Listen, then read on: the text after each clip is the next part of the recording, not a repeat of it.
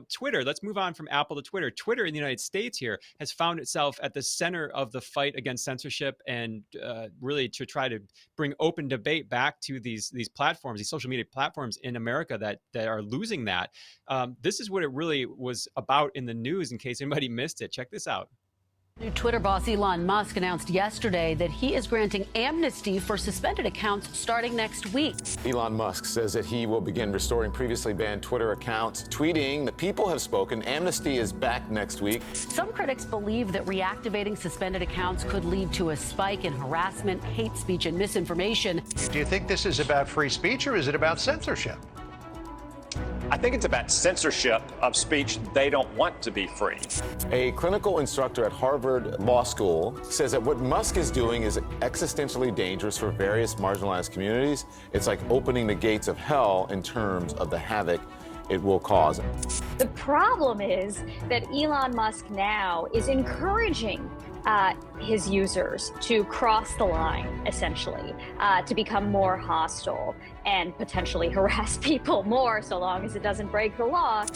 I would like to see, and I would hope that Elon Musk would reveal exactly the extent of the censorship on Twitter. Right. And let's name names. Let's hear who was actually responsible for this. I think if Twitter actually disappeared completely, that probably would be a good thing for democracy. It'd probably be a good thing for public health and public safety. We're all keeping a close eye on this. We're all monitoring what's happening on Twitter. It is utterly chilling to me to watch, famous news agencies and politicians and the White House expressing absolute sheer terror and panic over the idea that people will once again be able to freely share their opinions on a platform that exists here in the United States of America. I mean, they're literally terrified of the concept of free speech, clearly with no concept of what free speech actually means. And honestly, all the way back to Hustler magazine and the idea that this has gone into court, you may find it repugnant, you may find it repulsive what somebody is saying, but it's still speech, it's still free. And in this country, unlike China that we seem to want to emulate, you are allowed to have those thoughts. And by the way, and this is something I want to bring up. I know this is, they talk about that somehow allowing misinformation, that misinformation is just going to grow. It won't grow. I mean, here's the thing about that they want to forget about social media. One of the sort of the brilliant pieces about it is if I am following somebody and they end up filling me with a bunch of garbage and I go out and tell other people and then that ends up clearly being proven wrong, am I going to keep going back to that source? No, I'm not. I mean, they act as though there is no free market to the way that our thoughts work. If I keep following somebody that proves to be wrong and all the science shows that, they're wrong or whatever it is, then I leave it. Whereas if you've been watching the highway, we're the ones being censored, we're being kicked off, and I don't have to change a single word of what I've said. Everybody's coming my way. Rochelle Walensky's now repeating what I've said. They've all gone to, you're going to have to go out and catch this cold, even though I lost YouTube channels over it. So the idea that simply by having an open, free market, that somehow the bad, wrong ideas will take effect, it defies literally the foundational principle of what makes America special, unique, and fantastic. That's right. And, America has almost like a common sense immune system for this kind of stuff, and describe just like what you're talking about. And for the COVID conversation on Twitter has now just wide open. So this is what Twitter rules. They just posted this just about 2 weeks ago. Effective November 23rd, 2022, Twitter is no longer enforcing the COVID-19 misleading information policy. That started in January 2020. Right. That started. And check out what that has done to the conversation here. So this is Twitter's own demographics. 11.72 million accounts were challenged. 11,230 accounts were suspended, and over 97,000 pieces of content were removed because of these guidelines. So we are seeing accounts restored at this point. Not everybody's account, obviously, but the conversation around the COVID and medical and health issues is going to be a lot more open with this out. But back to Twitter, back to what Elon Musk is doing. So this is scaring a lot of people. Number one, perhaps the LA Times. This is an op-ed talking about inversion of reality, how Elon Musk plans for Twitter could threaten free speech. So letting more people speak is going to threaten free speech. Got it. But who else is really, really scared about this? The entire European Union.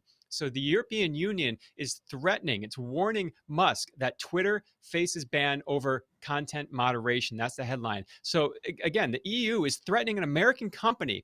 And the reason they're so bold to do this is they have something there called the Digital Services Act that came into force in mid-November of this year. Wow. So they're using that. That's to fight disinformation. That's one of the strongest policies in really any country outside of China at this point for handling disinformation, so to speak. The closest thing we have to it here in America is in California, where they can possibly censor doctors for COVID misinformation with that new bill. But Elon Musk is doing something is kind of interesting. It's something that we almost hoped our politicians would do, be keep us updated at every step of the way in key junctures for important decisions. So this is kind of what he's been trying to do on Twitter. So he put this out on Twitter, the Twitter files on free speech suppression, soon to be published on Twitter itself. The public deserves to know what really happened. So apparently he has a trove of information showing how Twitter suppressed everything, suppressed the conversation around COVID, around other topics. So he claims he's going to release this for people to see. That would be a welcome transparency for the public. But he also says this, talking about Apple. This was just recently. Apple has also threatened to withhold Twitter from its app store, but won't tell us why. So understand, we have Apple here that's working with the Chinese government to suppress their people. And now they're saying, well, you're going to allow more speech on Twitter. We're going to hold you back from the App Store.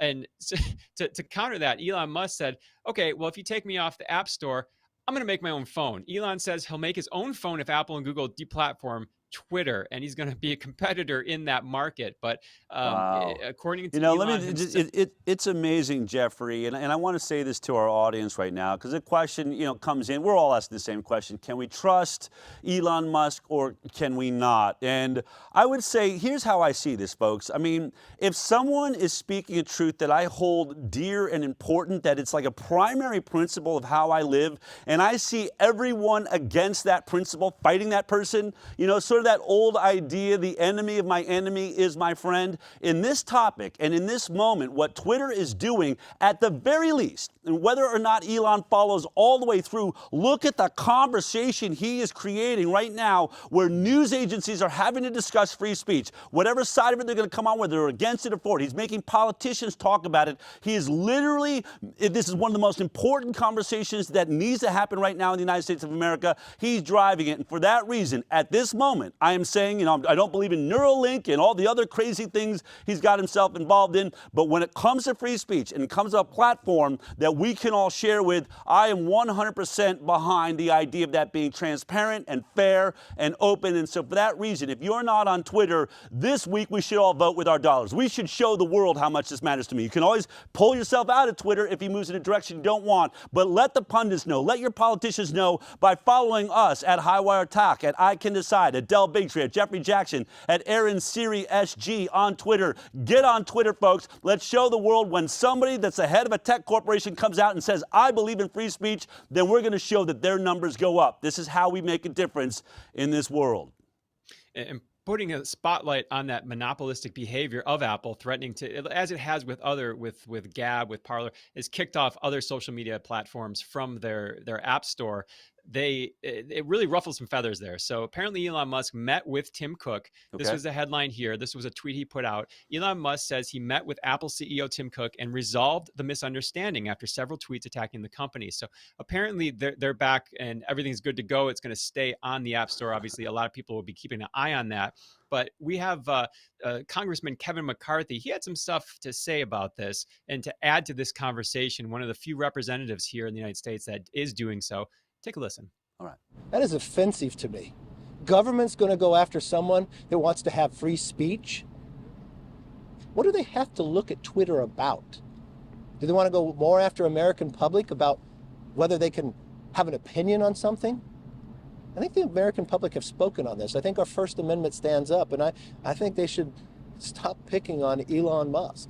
Elon Musk has succeeded in many places. I'd bet on him more than government going after you. And one thing I would say when we talk about accountability, we'll no longer let government go after people simply because of their political views. Well, that's my perspective. No matter what party you're in, you should not be going after people because of their political views. Political views are not hate speech.